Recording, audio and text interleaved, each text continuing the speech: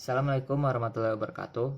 Nama saya Oktavian Alposan dari Ginanjar dan saya dari kelas 11 IPA 2 dan saya akan menjelaskan materi sejarah. Yang pertama yaitu politik etis, pintu membuka modern.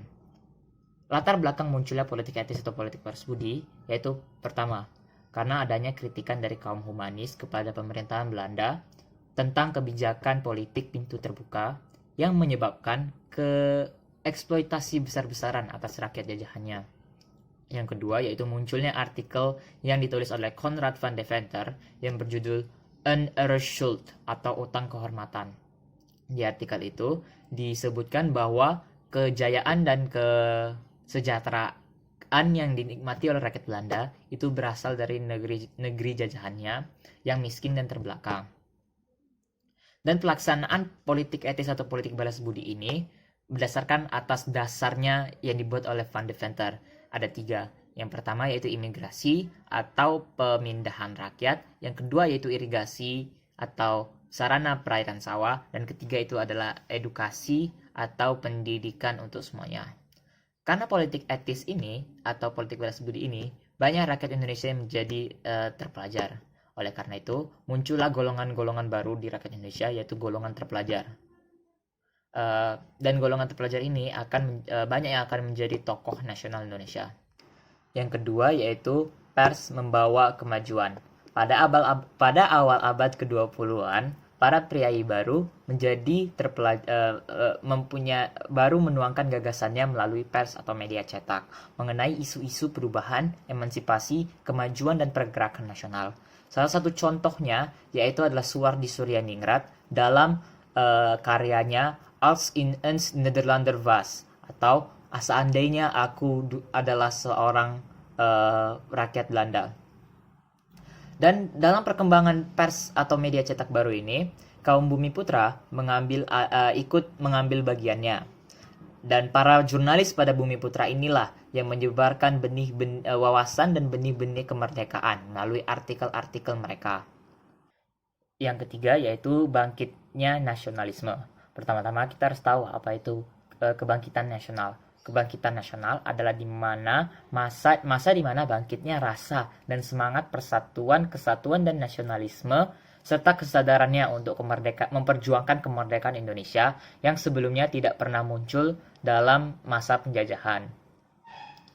Dan kebangkitan nasional ini dibagi oleh beberapa periode-periode dan ditunjukkan oleh organisasi-organisasi yang muncul untuk memperjuangkan kemerdekaannya. Selain itu, ada faktor-faktor yang mendukung akan kenapa bangkitnya nasionalisme ini. Yang pertama, karena faktor internal seperti pelaksanaan politik etis. Yang kedua itu kemajuan bidang transportasi dan komunikasi, yaitu rasa sepernasib akan sependeritaan. Yang keempat adalah kenangan kejayaan masa lalu saat kerajaan Sriwijaya dan Majapahit. Dan ada faktor eksternalnya. Faktor eksternalnya yaitu kemenangan Jepang atas Rusia pada Perang Sino-Russo pada tahun 1908. Ini menunjukkan bahwa ada bangsa Asia yang dapat melawan akan adidaya negara Eropa. Yang kedua yaitu munculnya pergerakan nasional dalam negara-negara Asia yang lainnya. Sebagai contohnya yaitu pergerakan nasional pada Cina yang dipimpin oleh Sun Yat-sen yang membentuk Republik Cina pada tahun 1911. Yang kedua yaitu contohnya di Turki yang dipimpin oleh Mustafa Kemal Atatürk yang melahirkan Republik Turki saat ini. Dan yang ketiga adalah pengaruh-pengaruh munculnya paham baru seperti paham nasionalisme, paham fasisme, paham komunisme, dan lain-lain. Selanjutnya kita akan memasuki periode pergerakan nasionalisme di Indonesia. Ini dibagi dalam beberapa masa atau periode. Yang pertama yaitu masa awal pergerakan nasionalisme di Indonesia. Masa awal pergerakan nasionalisme di Indonesia ini masih menunjukkan gerakan-gerakan yang kooperatif atau bekerja sama dan moderatif atau secara modern. Yang pertama yaitu Budi Utomo, Sarekat Islam dan Muhammadiyah. Budi Utomo didirikan pada 20 Mei 1908 atas usul Dr. Wahidin. Organisasi ini adalah organisasi nasional pertama di Indonesia, dan oleh sebab itu pada setiap tanggal 20 Mei itu kita merayakan Hari Kebangkitan Nasional Indonesia. Selanjutnya yaitu masa pertengahan munculnya awalnya nasionalisme. Pada masa ini, organisasi-organisasi sudah mulai berani untuk menunjukkan tujuan mereka, yaitu memperjuangkan kemerdekaan Indonesia.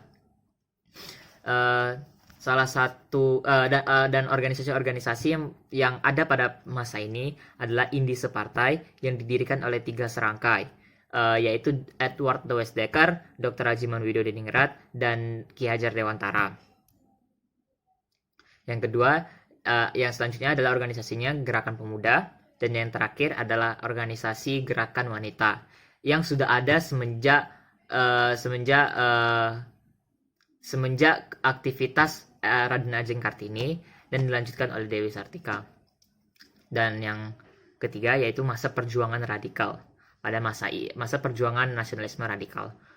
Pada masa ini merupakan masa di mana organisasi-organisasi semakin berani untuk menunjukkan tujuan mereka, dan mereka ini menunjukkan sifat-sifat seperti non-kooperatif atau tidak ingin bekerja sama terhadap pemerintahan kolonial Hindia Belanda yang bagi mereka itu tidak ada gunanya. Dan organisasi-organisasi yang ada pada masa ini yaitu PI atau Perhimpunan Indonesia. Yang kedua itu adalah PNI, Partai Nasional Indonesia. Yang ketiga yaitu Partai Indonesia atau Partindo, merupakan pecahan dari Partai Nasional Indonesia. Yang keempat itu merupakan Partai Nasional Indonesia Berpendidikan atau Partai Nasional Indonesia Baru, yang juga merupakan pecahan dari Partai Nasional Indonesia. Dan yang terakhir adalah Partai Komunis Indonesia atau PKI. Sekian dari saya. Jika ada kesalahan, saya mohon maaf. Assalamualaikum warahmatullahi wabarakatuh.